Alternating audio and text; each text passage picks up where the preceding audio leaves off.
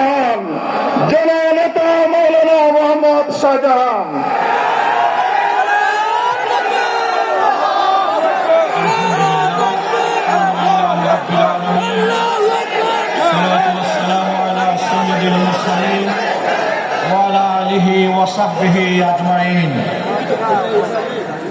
বাংলাদেশের টার্নিং পয়েন্টে